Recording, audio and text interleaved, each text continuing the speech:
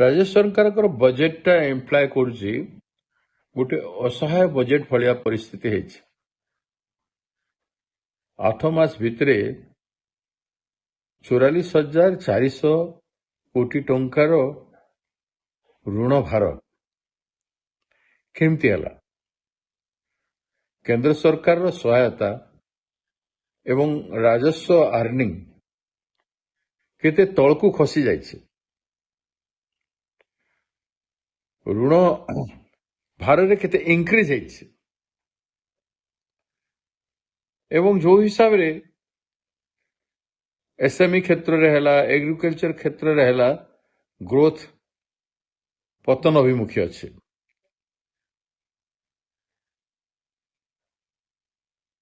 ସମ୍ପୂର୍ଣ୍ଣ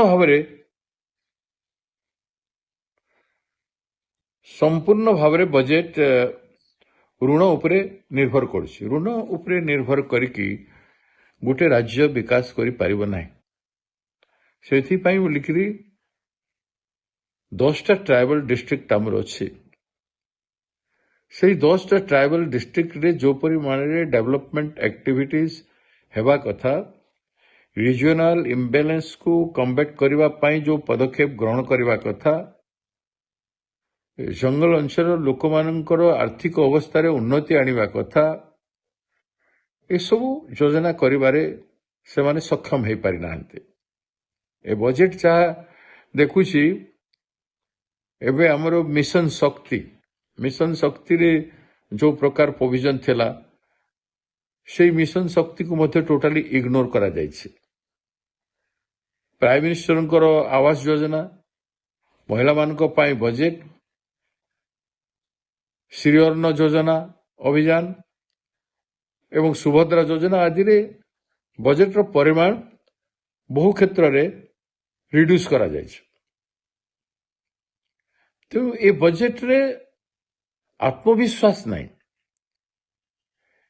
ଓଡ଼ିଶାର ପ୍ରାଇସ୍ ରାଇଜ ଏତେ ଦୂରରେ ହୋଇଛି, ତାକୁ କଣ୍ଟ୍ରୋଲ କରିବାର କୌଣସି ମୋଡାଲିଟି ନାହିଁ, ମେକାନିଜମ ନାହିଁ।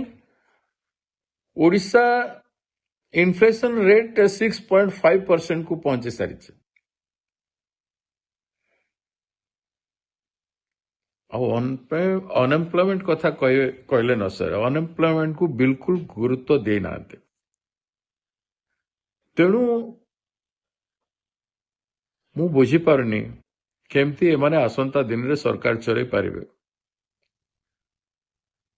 ଏ 8 ମାସରେ ତାଙ୍କର ଯୋଉ ଶପଥ